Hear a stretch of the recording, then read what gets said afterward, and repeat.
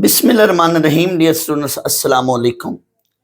Students, आज का topic बहुत अहम है, बहुत ही इंपॉर्टेंट टॉपिक है, परमुटेशन।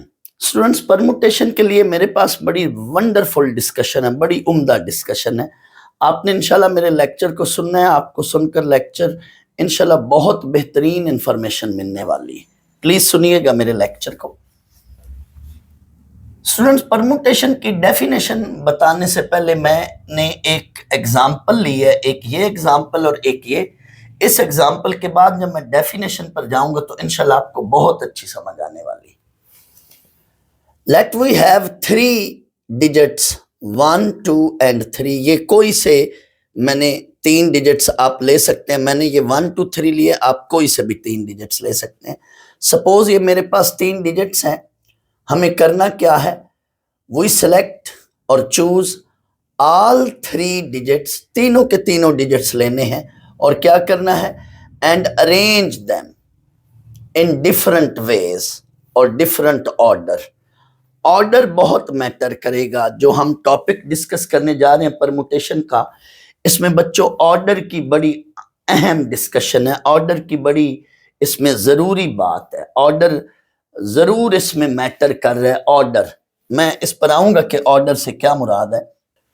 हमारे पास 3 डिजिट्स हैं। इन तीनों डिजिट्स को एट ए टाइम हमने तीनों के तीनों डिजिट सेलेक्ट करने हैं और सेलेक्ट करके फिर उनकी अरेंजमेंट्स करनी है। 2 लफ्ज हैं, मैंने इसलिए इन दोनों लफ्ज को अंडरलाइन किया। कौन सा? इन दोनों लफ्जों को अंडरलाइन किया। कौन से लफ्ज? Select and arrange. इस पर मैंने आना है कि सेलेक्ट लफ्ज और अरेंज का इनको अंडरलाइन क्यों किया। सेलेक्ट करने हैं तीनों के तीनों डिजिट्स हर बार और उन तीनों डिजिट्स को फिर आपस में अरेंज करना है। अरेंज से मुराद क्या है? इन डिफरेंट वेज में अरेंज करना है, डिफरेंट ऑर्डर्स में अरेंज करना है। दैट इज, इसका मतलब क्या है? That is we have to make all 3 digits numbers made by these 3 numbers. इन 3 नंबर से हमें at a time 3 digits numbers बनाने हैं। मिसाल के तौर पे 3 डिजिट नंबर से मुराद एक इनसे ये 321 बनता है। यानी इन नंबर्स को सेलेक्ट करते हुए, इन डिजिट्स को सेलेक्ट करते हुए ऐसे तमाम नंबर्स मैंने बनाने हैं कि उनमें से हर नंबर 3 डिजिट्स पर मुश्तमिल हो। उन नंबर्स की तादाद क्या होगी? आए ये बात हम बनाते हैं, करते हैं। स्टूडेंट्स, ये 3 डिजिट्स हैं 1, 2, 3। तो इनसे बनने वाली ऑल पॉसिबिलिटीज क्या होंगी? फर्ज कर लो आप स्टार्ट में 1 लेते हो। अगर मैंने यहाँ पे 1 लेना है तो 1 से बनने वाली क्या अरेंजमेंट्स होंगी? शुरू में अगर 1 रखा जाए तो 1 के बाद आप 2, 3 या 1 के साथ 3, 2 यूं ले सकते हो। यानी 1 के बाद पीछे 2, 3 रह जाएंगे तो उनको यूं भी अरेंज कर सकते हो और यूं भी अरेंज कर सकते हो। तो देखो, मैंने तीनों के तीनों डिजिट्स लिए और उनसे ये 2 अरेंजमेंट्स बनाए। अब फर्ज कर लो मैं 2 को शुरू में रखूं तो 2 को ऐसा नंबर जो 2 से शुरू होता हो, मैं वो नंबर बना रहा हूं। अगर 2 को शुरू में रखूं तो इन डिजिट से बनने वाले कौन से नंबर बन सकते हैं? अगर 2 शुरू में रखूं तो 2, 1, 3 एंड 2, 3, 1। अभी हम बेटा वो नंबर्स बना रहे हैं जो इन डिजिट से बने, लेकिन रेपिटेशन अलाउ नहीं है। यानी अभी हम वो टॉपिक कर रहे हैं कि इनमें रेपिटेशन अलाउ नहीं है। बाद में मैं वो टॉपिक भी कराऊंगा परमुटेशन का कि उनमें कोई डिजिट हम रिपीट अगर कर सकते हैं, रेपिटेशन वाला, तो वो क्या है। फिलहाल यहाँ रेपिटेशन अलाउ नहीं है। यानी 2 के बाद अगेन हम 2 नहीं ले रहे हैं। यानी कोई डिजिट एक बार ही इसमें अक्कर करेगा, रेपिटेशन अलाउ नहीं है। तो अगर 2 शुरू में रखा जाए तो इन 3 डिजिट से बनने वाले नंबर्स ये बनेंगे। एक नंबर बनेगा 213 और एक नंबर बनेगा 231। इन तीन डिजिट से बनने वाले नंबर्स कौन से होंगे? एट ए टाइम हर नंबर 3 डिजिट्स पर कंसिस्ट कर रहा हो। अब फर्ज करो अगर मैं 3 को शुरू में रखना चाहूं तो 3 के साथ कितने नंबर बनेंगे? इनसे बनने वाले नंबर्स, इन डिजिट से बनने वाले नंबर 321, 321 एंड 312। ये 6 नंबर्स बनेंगे। आप इनको काउंट कर लें। There are, here we have, see that total there are 6 arrangements. इनसे बनने वाली कितनी अरेंजमेंट्स हैं टोटल? 1 2 3 नंबर, ये डिजिट्स जो हैं, इनसे बनने वाली अरेंजमेंट्स कितनी है? 6 अरेंजमेंट, यानी 6 नंबर्स बने हैं। Each number consisting of 3 digits, इनसे बनने वाले। स्टूडेंट्स, ये मैंने वो अरेंजमेंट्स बनाई हैं जिनमें सारे के सारे गिवन में से सारे के सारे हर अरेंजमेंट में डिजिट्स यूज हो रहे हैं। अब मैं ऐसा करता हूं कि नंबर ज्यादा ले लेता हूं और उनसे सेलेक्ट काम करेंगे। यानी फर्ज कर लो मेरे पास ये 4 डिजिट्स हैं, 1 2 3 4, और इनमें से हर बार मैंने 3 डिजिट सेलेक्ट करके उनकी फिर अरेंजमेंट्स बनानी है। सिलेक्शन एंड अरेंजमेंट्स याद रख लो, एट ए टाइम 2 लफ्ज यूज कर रहा हूं मैं, सिलेक्शन प्लस अरेंजमेंट, यानी डिजिट्स को सिलेक्ट करना है फिर उनकी अरेंजमेंट्स भी बनानी। आए, यहां पे 4 डिजिट्स हैं, इन 4 डिजिट से हर बार आप 3 डिजिट सेलेक्ट करो, यानी ये 4 डिजिट्स हैं टोटल। हर बार इनसे बनने वाले 3 डिजिट्स कंसिस्ट, जो 3 डिजिट्स पर नंबर्स कंसिस्ट कर रहे हो उनकी तादाद कितनी होगी, यूं समझ लें। Let we have total 4 digits and we choose 3 digits each time and make all 3 digits numbers, यानी हर बार आपने 3 digits numbers, यानी हर बार इन 4 डिजिट से आपने 3 डिजिट सेलेक्ट करने हैं और इन 3 डिजिट से बनने वाले नंबर्स बनाने हैं। यूं समझ लें कि how many 3 digits numbers can be formed made by these 4 digits. In 4 digit से 3 डिजिट्स के कितने नंबर्स बन सकते हैं। हर बार आपने अब 3 डिजिट सेलेक्ट करने, तो देखें सिलेक्शंस कितनी और फिर हर सिलेक्शन से अरेंजमेंट्स कितनी बनेंगी। फर्स्ट सिलेक्शन ये है, इन 4 नंबर्स में से फर्ज कर लो मैं 1 नहीं लेता हूं और ये 3 नंबर ले रहा हूं, 2 3 4, ये फर्स्ट सिलेक्शन है। इस सिलेक्शन से फिर अरेंजमेंट्स कितनी बनेगी। ये 3 डिजिट्स हैं, इन 3 डिजिट से बनने वाली all possible arrangements, all possible numbers क्या होंगे, 3 डिजिट्स नंबर्स कैसे बनेंगे इनसे। तो पहला नंबर बनेगा 234, 243, फर्ज कर लो 2 को शुरू में रखा है तो ये 2 नंबर बनेंगे, 3 को शुरू में रखा है तो ये 2 नंबर बनेंगे, 324, 342, फिर 4 को शुरू में रखा है तो 432, 423।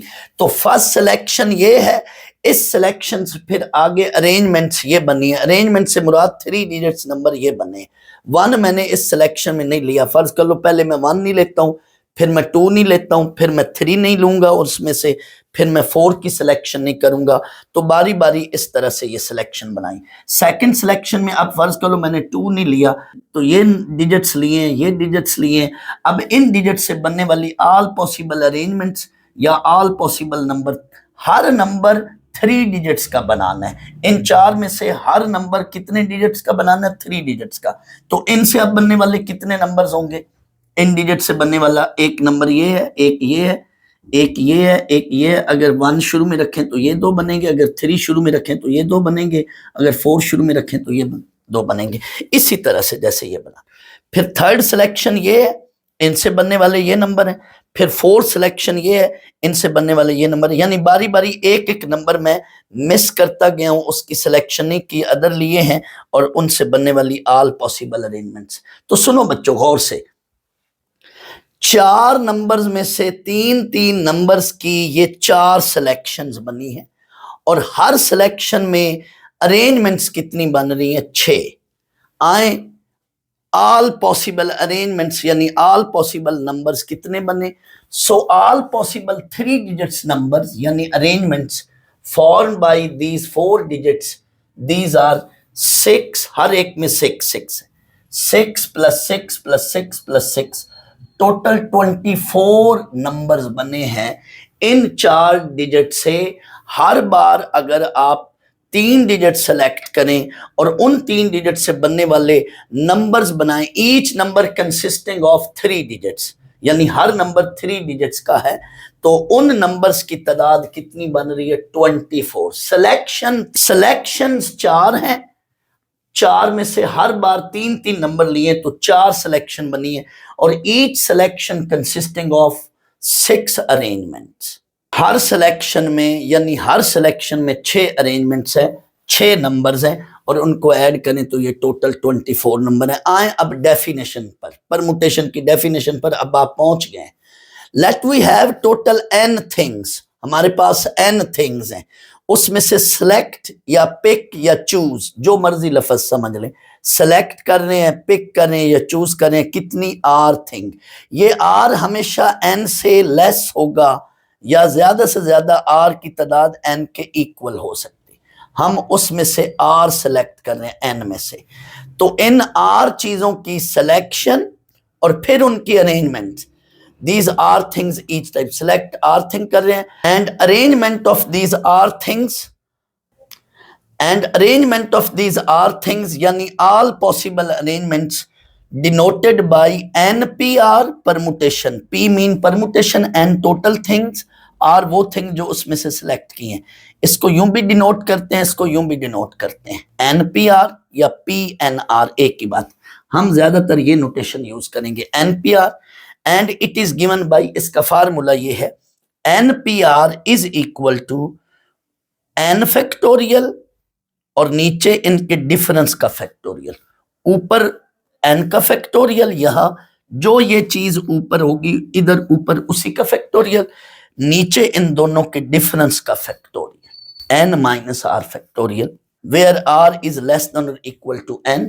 स्टूडेंट्स फर्ज कर लो आप इसी पर देखें, 4 चीजें हैं, उनमें से हर बार सिलेक्ट 3 करनी है, तो 4p3 4 फैक्टोरियल ओवर इनका डिफरेंस का फैक्टोरियल, इसको सॉल्व करो तो बच्चों 24, टोटल अरेंजमेंट 24 बनेगी। आए अभी हम इसका प्रूफ करते हैं, लेकिन याद रख लो परमुटेशन में एट ए टाइम हम 2 काम कर रहे होते हैं। क्या? चीजों की सिलेक्शन, फिर उस सिलेक्शन की अरेंजमेंट करना। 3 चीजें फर्ज कर लो आपने सिलेक्ट किया, अब उन 3 की अरेंजमेंट करना। याद रख लो ऑर्डर बड़ा मैटर करता है। मिसाल के तौर पर बच्चों, ये मेरे पास 4 मार्कर्स हैं, मैं आपको कहूं हर टाइम, हर दफा, हर बार आप इसमें से 3 मार्कर सिलेक्ट करें, तो फर्ज कर लो मैं ये बेटा 3 मार्कर लेता हूं, लेकिन इन 3 मार्कर्स में भी ये ब्लू है, ये ग्रीन है, ये रेड कलर है, तो इसमें एक ये अरेंजमेंट बन रही है ग्रीन ब्लू रेड, एक ये अरेंजमेंट बन रही है रेड ग्रीन ब्लू, यानी रेड कलर अगर मैं शुरू में रखूं तो 2 अरेंजमेंट बनेंगी, red green blue, red blue green. Red को अगर इस साइड पर रखूं, अगर मैं ब्लू को इस साइड पर रखूं तो blue red green, blue green red. हर अरेंजमेंट दूसरे से डिफरेंट है, ऑर्डर मैटर कर गया।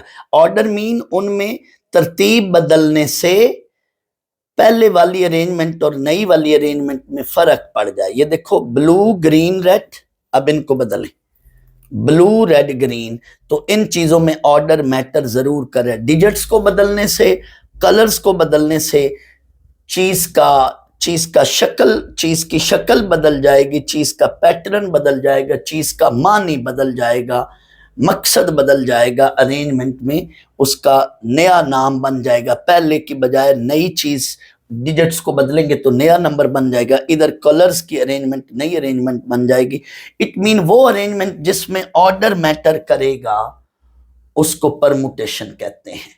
मैं जब कॉम्बिनेशन कराऊंगा तो इस लफ्ज पर और इस डिस्कशन पर फिर आऊंगा, लेकिन फिलहाल अभी मैं कॉम्बिनेशन की बात नहीं कर रहा हूं, मैं परमुटेशन की बात कर रहा हूं। जब मैं कॉम्बिनेशन कराऊंगा तो उस वक्त इस लफ्ज का और इस बात का मतलब फिर डिस्कस करूंगा।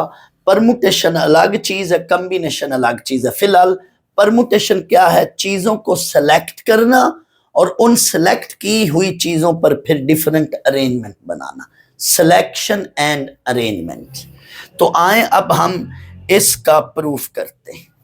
बच्चों ये प्रूफ कराने से पहले मैं आपको एक रूल पढ़ा लूं, रूल ऑफ प्रोडक्ट, वो इसमें यूज होना है प्रूफ में। पहले हम ये रूल कर लें, फिर हम प्रूफ स्टार्ट करते हैं। ये वाली स्टेटमेंट 2 बार लिखी गई है, arrangement and arrangement these are things. ये थोड़ा सा मिस्टेक हुई है, तो we select our things each time and then and then all possible arrangements denoted by NPR। तो ये अरेंजमेंट लफ्ज 2 बार आ गया है, तो ये वाली चीज आप इसमें से डिस्कार्ड कर लें। अब आए बच्चों, ये हम पहले रूल ऑफ प्रोडक्ट पढ़ लें, फिर प्रूफ शुरू करते हैं। रूल ऑफ प्रोडक्ट क्या है? Suppose A and B are 2 events, A और B 2 इवेंट्स हैं। ये डेफिनेशन पहले देख लें, मैं फिर इसको समझाता भी हूं। If event A can happen या occur in M ways and event B can happen in N ways, then the pair A, B can happen in M cross N ways, यानी M into N ways। यहाँ पे ये कहा जा रहा है कि कोई 2 इवेंट्स हैं, इवेंट ए में कोई चीज M वेज में अक्कर करती है, जबकि कोई दूसरा इवेंट B है उसमें कोई चीज N वेज में अक्कर करती है। तो टोटल जो पॉसिबिलिटीज होंगी दोनों इवेंट्स की, इवेंट A एंड B की टोटल पॉसिबिलिटीज दोनों की क्या होंगी? M into N। बच्चों मैं इसको यूं समझा देता हूं, ये जो मैं बात आपको समझाने जा रहा हूं ये आपकी बुक में भी मौजूद है, जहां चैप्टर 6 शुरू हो रहा है, पहले पेज पर ये चीज मौजूद पड़ी है, मैं आपको समझा भी देता हूं। फर्ज कर लो मेरे पास बच्चों ये एक कॉइन है, ये मेरे पास कॉइन है, मैंने इसके टॉस कराना है कॉइन का, और ये मेरे पास डाइस है। आप प्लीज ये देखें, ये लूडो का जो दाना है डाइस, इसमें ये देखें ये 1 है, ये 2 है, ये 2 है, ये 3 है, इसी तरह से ये 5 है, ये 4 है, ये 6 है, यानी लूडो पे जो दाने होते हैं। एंड ये हमारे पास बच्चों कॉइन है, ये इसका हेड कंसिडर होता है और ये टेल कंसिडर होती है। तो फर्ज कर लो ये लूडो का दाना और ये कॉइन है। कॉइन को जब आप बच्चों टॉस करेंगे तो कॉइन की पॉसिबिलिटीज या हेड हो सकती है या टेल। ये इवेंट ए है, इवेंट ए में क्या पॉसिबिलिटीज हैं? 2 पॉसिबिलिटीज हैं, हेड या टेल। जबकि इवेंट बी क्या है? इवेंट बी में हम ये इस लूडो के दाने को हम इसको, इवेंट बी में ये लूडो का दाना है, फर्ज कर लो हम इसको रोल करते हैं, इसको अगर हम फेंकते हैं लूडो के दाने को हम रोल करते हैं, तो इसकी पॉसिबिलिटीज क्या है? इसमें 1 भी आ सकता है, इसमें 2 भी आ सकता है, 3 भी आ सकता है, 4 भी आ सकता है, 5 भी या 6 कोई भी चीज आ सकती है। तो टोटल पॉसिबिलिटीज क्या है? अब गौर करना, फर्ज कर लो पॉसिबिलिटी यूं हो सकती है कि फर्ज कर लो कॉइन का हेड है और इस डाइस का 1 है, कॉइन का हेड है, डाइस का 2 है, कॉइन का हेड है, डाइस का 3 है, कॉइन का हेड है, डाइस का 4 है, कॉइन का हेड है, डाइस का 5 है, कॉइन का हेड है, डाइस का 6 है। तो 6 पॉसिबिलिटीज ये है। सिमिलरली अगर कॉइन का टेल हो, डाइस का 1 हो, कॉइन का टेल हो, डाइस का 2 हो, इसी तरह से टेल के साथ डाइस की 6 पॉसिबिलिटीज हैं, हेड के साथ भी 6, टेल के साथ भी 6। तो टोटल दोनों इवेंट्स की पॉसिबिलिटीज यानी कॉइन की और इस डाइस की कितनी होंगी? 2 into 6 यानी 12 पॉसिबिलिटीज होंगी, 6 हेड के साथ और 6 टेल के साथ। तो टोटल पॉसिबिलिटीज कितनी हुई? टोटल वेज कितने हुए? M क्रॉस N, यानी 2 इसमें और 6 इसमें, दोनों को मल्टीप्लाई करें तो 2 into 6 यानी टोटल 12 पॉसिबिलिटीज हैं। तो आपकी बुक के पेज पर, पहले पेज पर यही चीज डिस्कस की हुई है, मजीद आप उससे देख लें। उन्होंने हेड को H से और टेल को T से डिनोट किया हुआ, तो आप पहले पेज चैप्टर 6 के पहले पेज पर देखें। पेज नंबर क्या बनता है? चैप्टर 6 का पहला पेज है, ये 173 पेज है, उस पे ये बात सारी डिस्कस की हुई है जो मैंने आपको प्रैक्टिकली एक्सपेरिमेंटली समझा भी दिया, आप उधर भी देख सकते हैं 173 पेज पर। अब हम बच्चों ये फार्मूला प्रूफ करते हैं। Let we have total n objects, n things है हमारे पास, and we have to arrange r things chosen from n। ये टोटल जो है n थिंग्स हैं, उसमें से हम r थिंग सेलेक्ट कर रहे हैं, r थिंग पिक कर रहे हैं। तो इन आर थिंग्स के आगे वेज कितने बनेंगे, यानी सेलेक्ट हमने आर थिंग्स किए हैं। If we denote all these arrangements, इन आर थिंग्स की अरेंजमेंट्स को अगर हम एनपीआर से डिनोट करें तो ये एनपीआर जो टोटल अरेंजमेंट्स बनेंगी, ये कितने इसके अंदर वेज बनते हैं, कितनी पॉसिबिलिटीज बनती हैं, तो ये कितनी अरेंजमेंट्स बनती हैं, आए ये मैं आपको बताता हूं।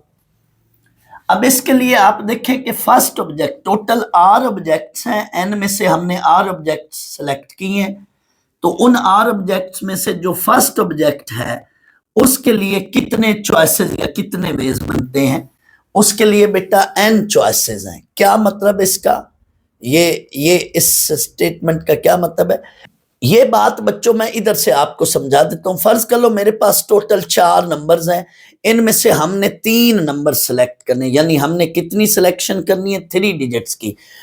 यहां से इन 4 नंबर्स में से मैंने कोई से 3 नंबर लेने हैं और उनको यहां पे लिखना है। तो ये जो पहली जगह है, ये जो फर्स्ट प्लेस है, ये जो पहला बॉक्स है, इसके लिए मेरे पास कितने ऑप्शन है, यानी मैं इस बॉक्स में 1 भी ले सकता हूं, इस बॉक्स में मैं 2 चाहूं तो 2 ले लूं, इस बॉक्स में मैं चाहूं तो 3 ले लूं, इस बॉक्स में मैं चाहूं तो 4 ले लूं। यानी इनमें से मैंने 3 डिजिट्स लेने हैं और उनको इधर फिल करना है। तो फर्स्ट जो लेफ्ट मोस्ट बॉक्स है, यानी जो फर्स्ट प्लेस है, इसके लिए मेरे पास कितने वेज हैं, मैं 1 लिख दूं यहाँ पे, या मैं 2 लिख दूं, या मैं 3 लिख दूं, या 4, मेरी मर्जी है। तो फर्स्ट बॉक्स में या फर्स्ट प्लेस में उतने वेज होंगे जितनी टोटल चीजें हैं। Therefore, in first box या first place we have 4 ways. That's why first जो भी ऑब्जेक्ट होगी, फर्स्ट ऑब्जेक्ट यानी फर्स्ट बॉक्स, उसके लिए कितने चॉइसेस होंगे, n चॉइसेस होंगे, यानी टोटल जो n ऑब्जेक्ट्स हैं, इधर 4 हैं तो यहां पे मेरे पास 4 चॉइसेस हैं। नेक्स्ट सेकंड प्लेस पर जाएं, सेकंड जगह पे जाएं, सेकंड ऑब्जेक्ट पे जाएं। फर्ज कर लो अब यहां पे मैंने इन 4 में से जो एक डिजिट लेना था वो ले लिया, लेट यहां पे मैंने 1 लिख लिया या 2 लिख लिया, मैंने ये प्लेस भर ली, मैंने पहली स्पेस ले ली, मैंने पहली जगह भर ली। अब नेक्स्ट प्लेस पर चले, नेक्स्ट प्लेस पर देखें तो मेरे पास अब 3 वेज होंगे, क्योंकि यहां मैंने एक डिजिट इधर से लॉक कर लिया। फर्ज कर लो आपने 1 यहाँ पे ले लिया, या 2 ले लिया, या 3 ले लिया, या 4, चारों में से कोई एक डिजिट तो लेना। फर्ज कर लो ये मैंने जगह भी फिल कर ली और इधर से मैंने ये नंबर भी लॉक कर लिया, 2 इधर मैंने लॉक कर लिया। अब मेरे पास इस सेकंड स्पेस, सेकंड प्लेस के लिए मेरे पास कितनी ऑप्शंस हैं, कितने वेज हैं, पीछे 3 वेज हैं। एक मैंने फिल कर लिया तो इसमें से एक लेस ऑप्शन होगा, क्योंकि पहले स्पेस के लिए, पहली प्लेस के लिए टोटल 4 वेज थे, लेकिन अब एक जगह मैंने भर ली, फिल कर ली, मेरे पास एक नंबर भी इधर मैंने ले लिया, तो पीछे 3 नंबर रह गए। तो यहां मेरी मर्जी है मैं 1 लिखूं या 3 लिखूं या 4 लिखूं, रेपिटेशन नहीं अलाउ। सो यहां पे मेरे पास पीछे कितने वेज रह जाएंगे, 3 वेज। तो यहां यही बात हो रही है कि सेकंड ऑब्जेक्ट के लिए, सेकंड प्लेस के लिए, सेकंड बॉक्स के लिए कितने वेज होंगे, n-1 वेज, यानी n टोटल चीजें, उनमें से r सिलेक्ट करनी है। तो पहले बॉक्स के लिए टोटल n वेज है, सेकंड बॉक्स के लिए n से एक लेस, 4 से एक लेस 3, तो इधर n से एक लेस n-1। सिमिलरली अगली प्लेस पे जाएंगे तो फिर एक ऑप्शन कम हो जाएगा, क्योंकि यहां पे कोई एक आपने डिजिट ले लिया इन तीनों में से, तो कोई फर्ज कर लो 3 ले लिया, तो पीछे फिर ये 2 डिजिट रह जाएंगे। तो जैसे जैसे आगे जाते जाते हैं, अगली अगली जगह पे जाते हैं, तो एक एक ऑप्शन कम होता जाता है। तो फर्स्ट जगह के लिए, फर्स्ट ऑब्जेक्ट के लिए या फर्स्ट प्लेस के लिए n वेज है, सेकंड प्लेस के लिए उससे एक लेस n-1 वेज है, थर्ड प्लेस या थर्ड ऑब्जेक्ट के लिए उससे एक लेस n-2 वेज है, फोर्थ के लिए n-3 वेज हैं। अब मैंने जाना किस ऑब्जेक्ट तक है, आर्थ प्लेस पे जाना है, आर्थ ऑब्जेक्ट तक जाना है, क्योंकि मैंने यहां से टोटल सेलेक्ट कितनी करनी है, आर मेरी सिलेक्शन है। इट मीन मेरे पास आर बॉक्सेस हैं, टोटल कितने बॉक्सेस हैं, आर, और थिंग्स कितनी है, n। तो फर्स्ट प्लेस के लिए मेरे पास n वेज है, सेकंड प्लेस के लिए मेरे पास n-1 वेज है, थर्ड के लिए मेरे पास n-2 वेज है, एंड सो ऑन। आर्थ प्लेस के लिए मेरे पास कितने हैं? वेट करें, आप n-r नहीं कहोगे, जरा गौर करना। इसको अब मैं यूं समझाने लगा हूं। n-1 को मैं लिख सकता हूं n-2-1, 1 है तो 2-1 लिख रहा हूं। क्यों? जो ये नंबर है ना वही मैं इधर ला रहा हूं। n-1 को मैंने लिखा n-2-1, और n-2 को मैं लिखने लगा हूं n-3-1। जो ये नंबर है, जो ये प्लेस बनेगी, मैं वही नंबर इधर ला रहा हूं। फोर्थ है तो इसको मैं लिखूंगा n-4-1, यानी यहां पे जो भी नंबर है वो इससे एक लेस है। 4 है तो यहां 3 है, 3 है तो यहां 2 है, तो 2 को लिखा जा रहा है 3-1, इससे अटैच कर रहा हूं। 4 को लिखा जा रहा है 4-1। तो इन दिस सेंस आर्थ प्लेस या आर्थ ऑब्जेक्ट के लिए क्या होगा? n माइनस इससे एक लेस r-1। ये देखो ना, 4 है तो 4-1, 3 है तो 3-1, r है तो r-1। लेकिन इसको आगे थोड़ा सा सिंप्लीफाई कर लें, n-r+1, तो ये टोटल वेज हैं, सारे वेज हैं, हर इवेंट के अलग अलग वेज हैं।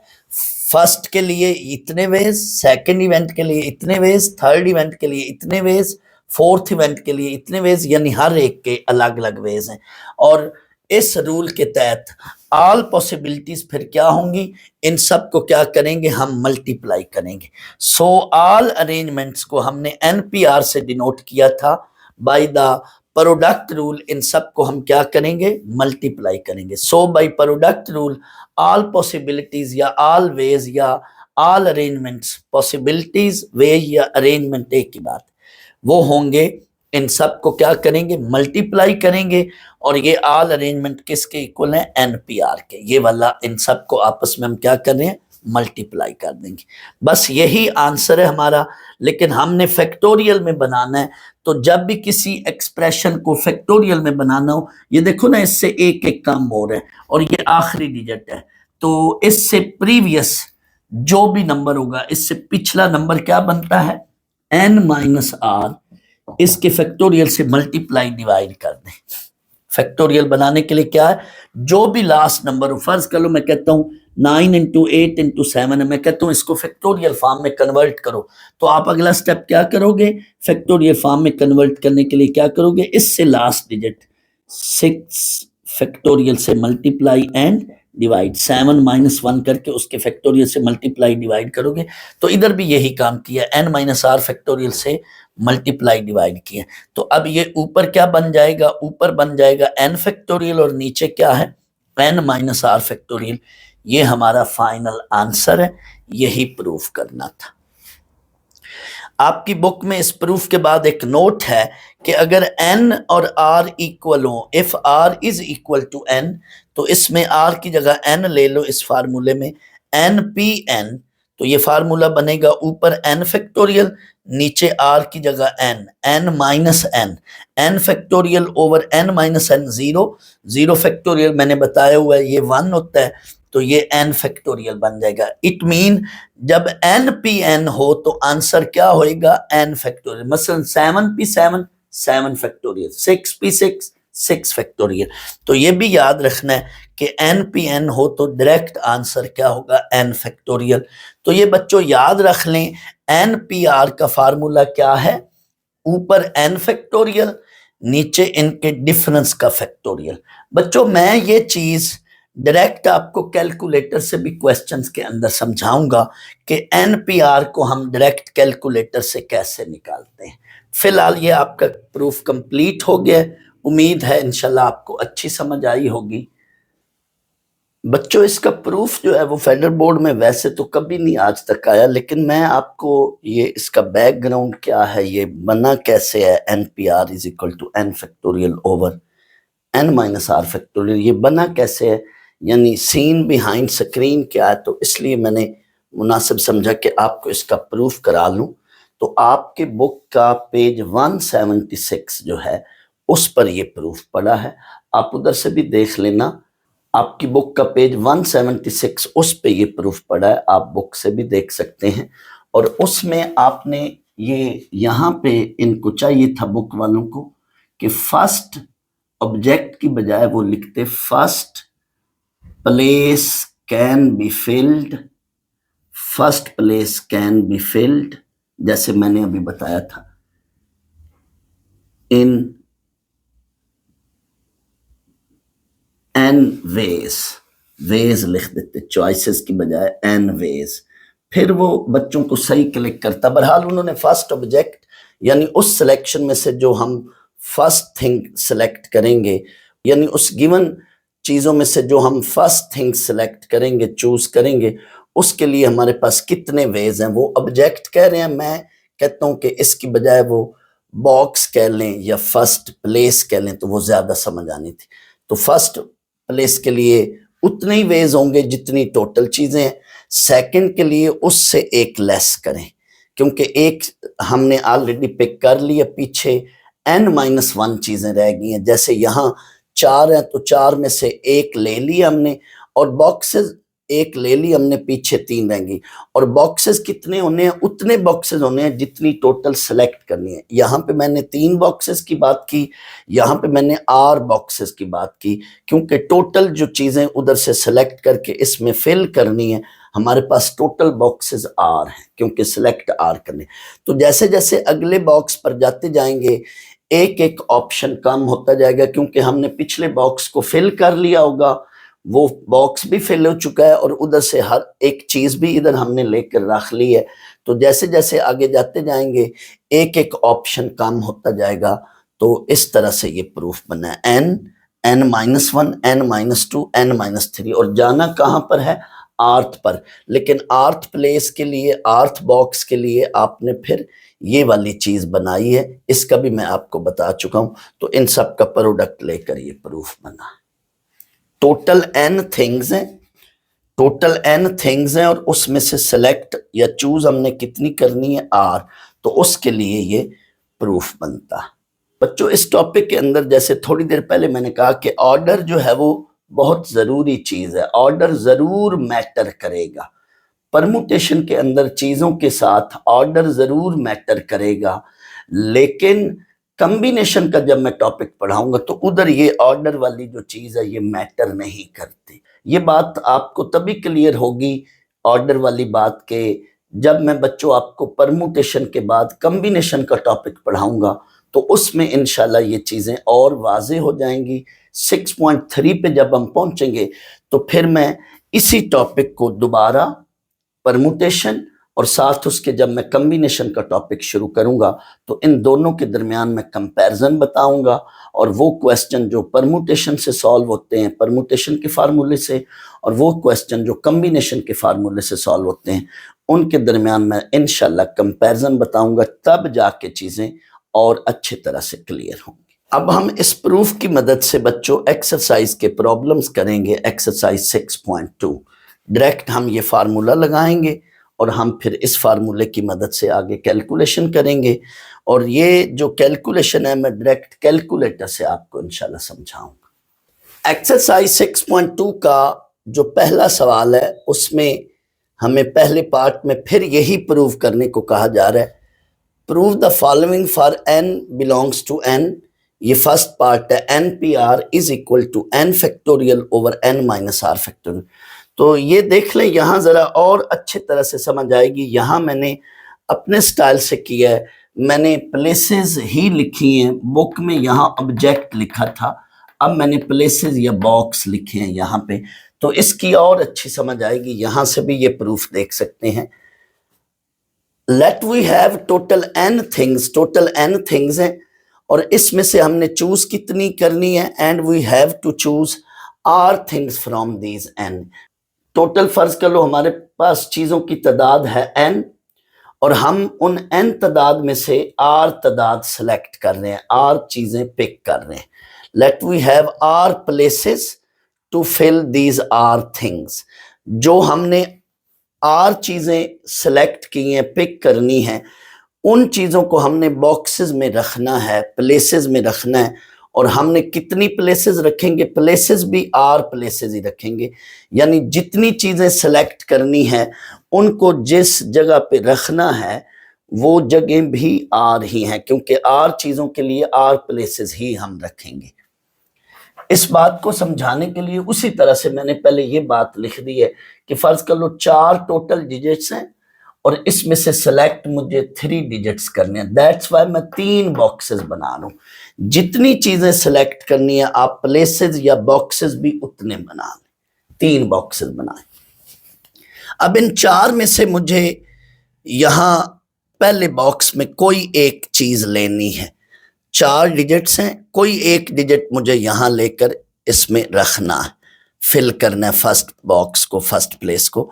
तो जितनी चीजें हैं, जितने नंबर्स हैं, फर्स्ट बॉक्स के लिए आपके पास उतने ही अरेंजमेंट्स, उतने ही ऑप्शंस होंगे। जितनी चीजें हैं फर्स्ट बॉक्स के लिए आपके पास उतने ही ऑप्शन होंगे। तो जितनी चीजें हैं, जितने ये डिजिट्स हैं, फर्स्ट बॉक्स के लिए आपके पास उतने ही ऑप्शंस होंगे, उतने ही वेज होंगे। क्या मतलब? फर्स्ट बॉक्स में बच्चों मैं 1 भी लिख सकता हूँ, 1 भी रख सकता हूँ। फर्स्ट बॉक्स में मैं 2 भी रख सकता हूँ। फर्स्ट बॉक्स में मैं 3 भी रख सकता हूँ, या फर्स्ट बॉक्स में मैं चाहूँ तो 4 भी रख सकता हूँ। मेरी मर्जी है ना, मेरे मुताबिक मैंने सिलेक्शन करनी है, मैंने फर्स्ट बॉक्स को फिल करना है। So first box can be filled by how many ways? 4 ways. जितनी टोटल चीजें होती हैं फर्स्ट बॉक्स को, लेफ्ट मोस्ट बॉक्स को आप उतने वेज में फिल कर सकते हो। So there will be 4 ways to fill first box. अब फर्स्ट कर लो फर्स्ट बॉक्स आपने फिल कर लिया, वहां से कोई नंबर लेकर फर्स्ट बॉक्स में रख दिया, फिल कर लिया।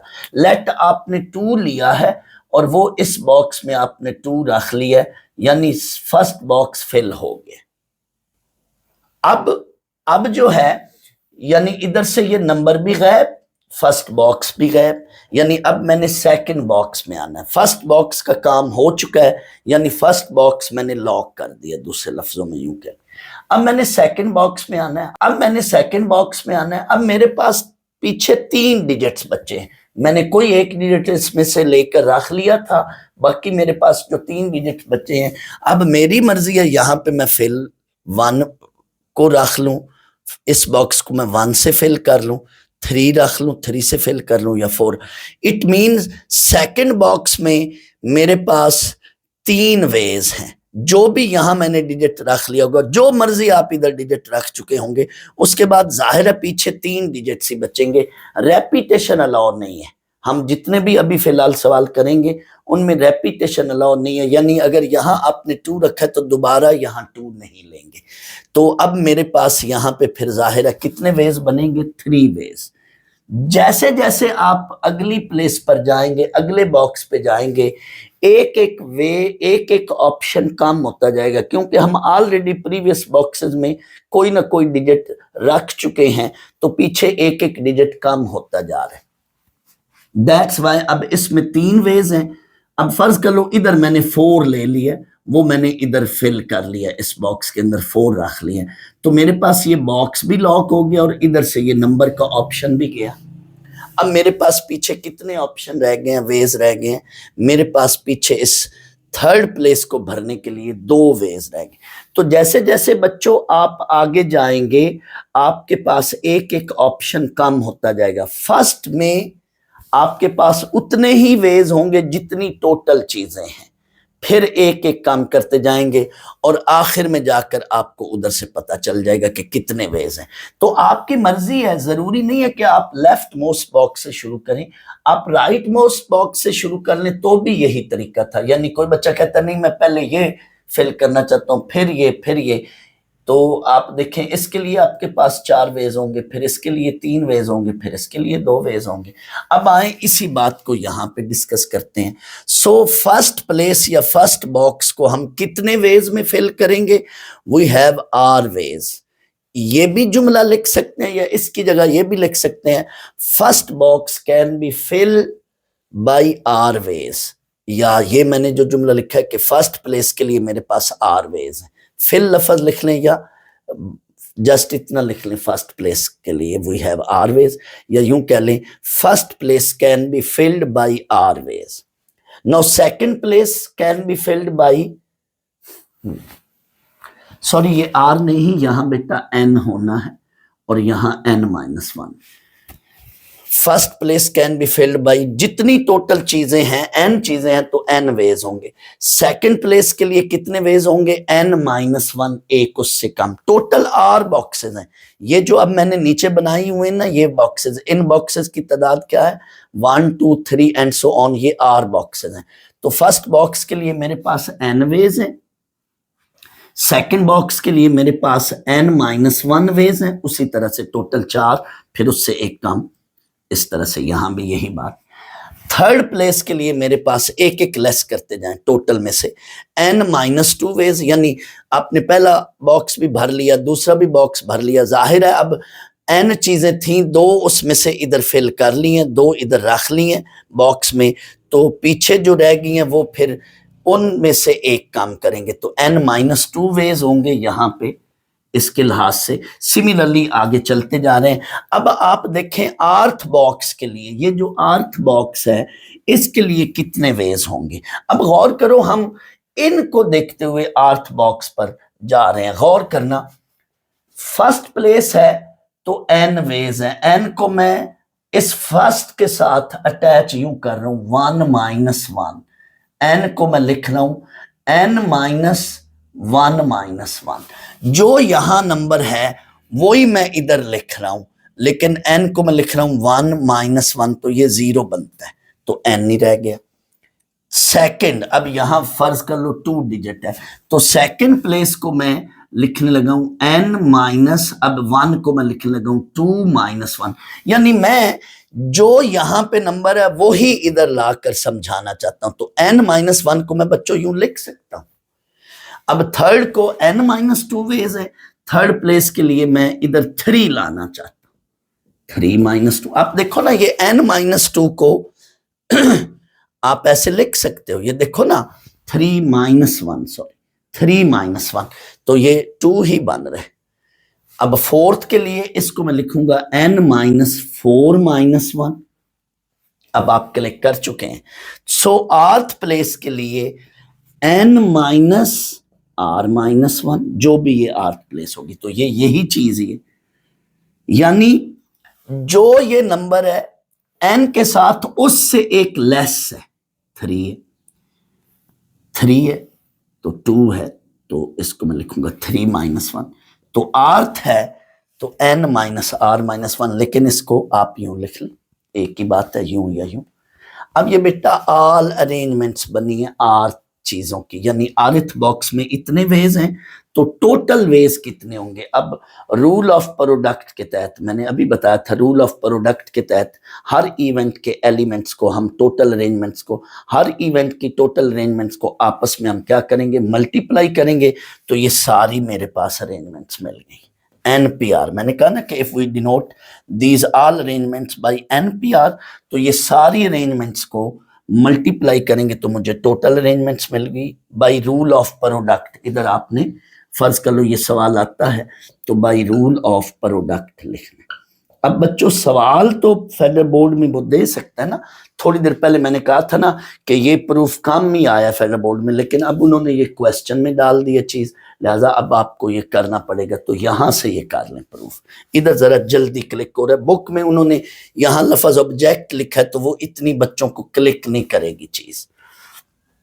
अब इसको फैक्टोरियल फॉर्म में लिखना है, यहां तक भी सही है, यानी चाहे तो वो प्रूफ इसकी बजाय ये चीज भी लिख सकता है यहां पे, तो भी ठीक था यहां तक। लेकिन अब फैक्टोरियल फॉर्म में कन्वर्ट करना है, तो जो भी फैक्टोरियल होता है उसका तो मकसद ये होता है कि 1 से लेकर उस नंबर तक जाना है, बट यहां तो 1 तक नहीं है चीजें, ये कहां तक नंबर है, ये n-r+1 पे रुक गया, तो इससे प्रीवियस नंबर का फैक्टोरियल उससे मल्टीप्लाई डिवाइड कर लें। इससे प्रीवियस नंबर क्या बनेगा, n-r, एक लेस करें ना, तो मैंने अगले स्टेप में n-r फैक्टोरियल से मल्टीप्लाई डिवाइड कर दिया, तो ये अब ऊपर बना n फैक्टोरियल और नीचे बना n-r फैक्टोरियल, तो ये बेटा आपका प्रूफ बन चुका।